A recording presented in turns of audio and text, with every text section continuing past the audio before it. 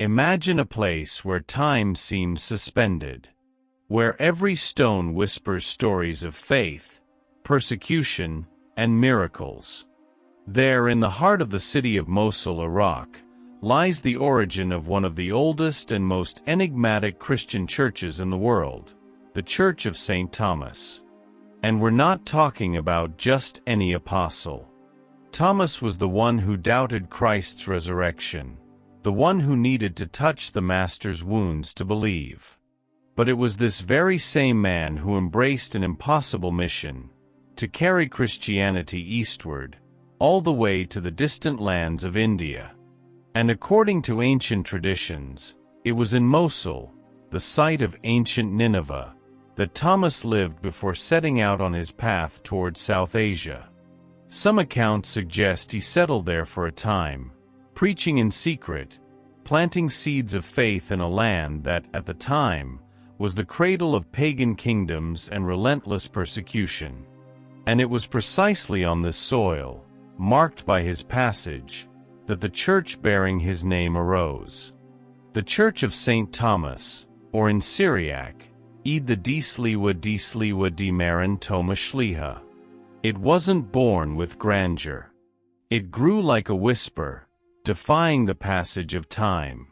The first historical mention of the church appears in 770 AD, in a document from the Abbasid era.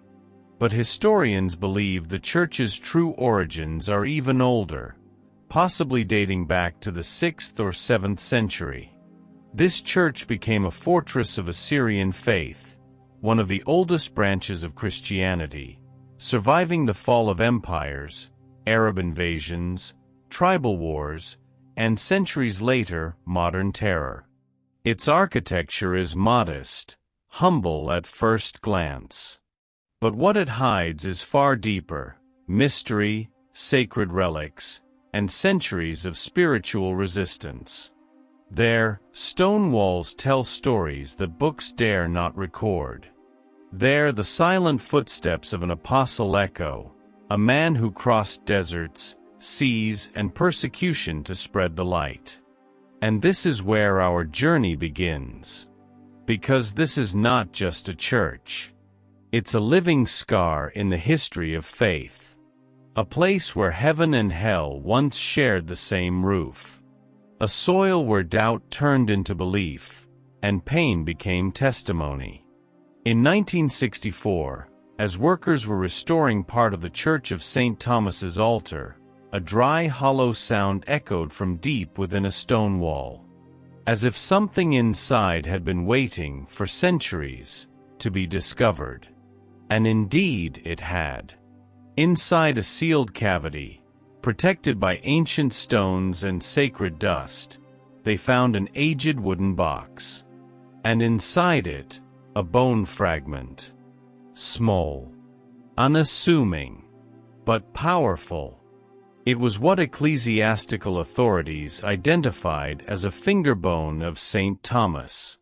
Yes, the very finger that touched Christ's wounds after the resurrection.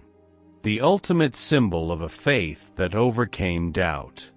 Just imagine, standing before a relic that could be 2,000 years old, one that survived Mongol invasions, Ottoman wars, modern destruction, and yet it was still there.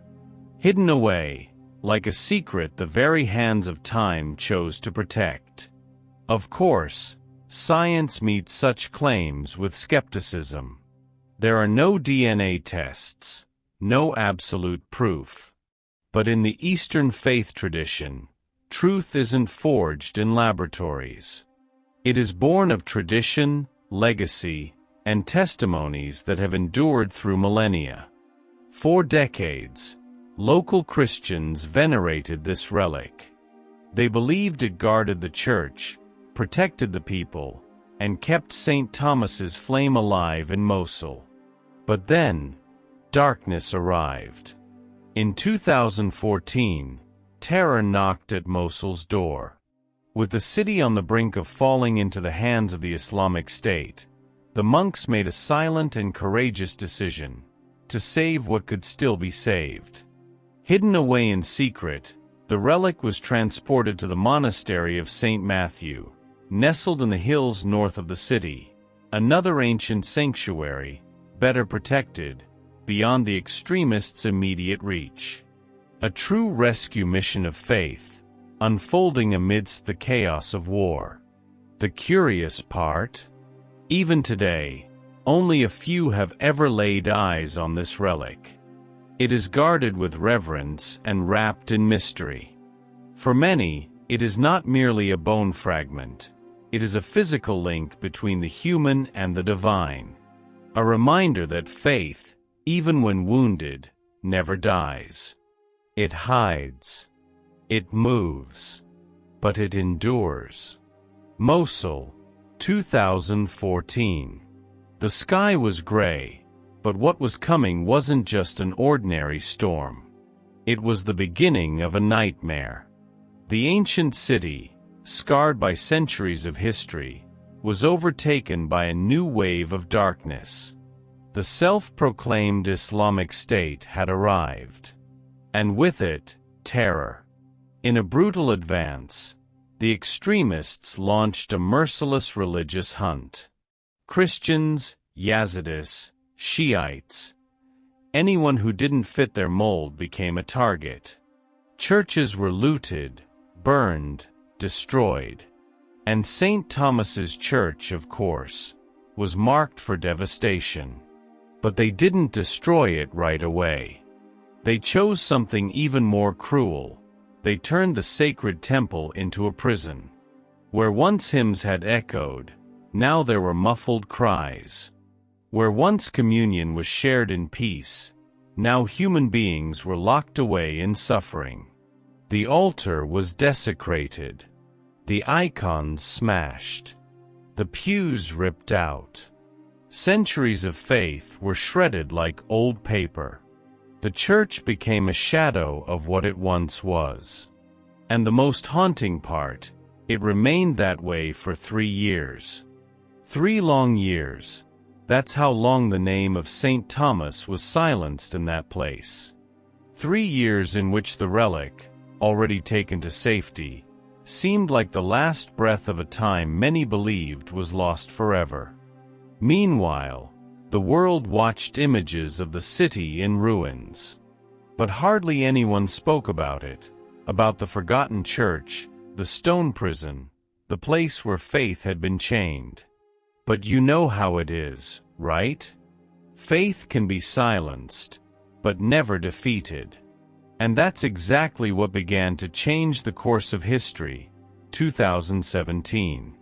After years under the grip of terror, Mosul could finally breathe. The extremists were driven out, and the city started to wake up, like someone slowly emerging from a deep coma. But what was left behind? Ruins. Dust. Silence. And in the middle of all that chaos, one stone structure was still standing, wounded but unbroken. The Church of St. Thomas. It wasn't completely destroyed, but it was unrecognizable. Stripped, looted, defiled. The altar, the pulpit, the symbols, all ripped away. But the foundation endured.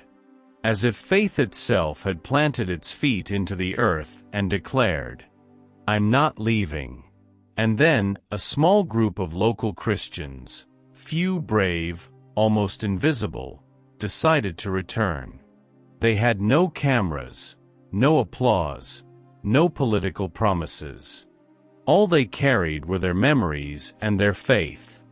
They walked into the shattered church with tear-filled eyes and steady hands. And they began to clean. They carried out rubble by the bucket. They rebuilt the altar with salvaged wood. They painted the walls with leftover paint. Every stone they washed seemed to give a little piece of the church's soul back. It was as if the building itself was slowly waking up. And then, in March 2019, 2 years after Mosul's liberation, the unthinkable happened. The first Mass was celebrated there since the war. No crowds. No choir. But there were candles burning. There was the Word. There were prayers. And there was something even more powerful. Muslims were there too. Watching. Participating. Crying. Because that moment wasn't just Christian, it was human. It was proof that when lived truthfully, faith can heal.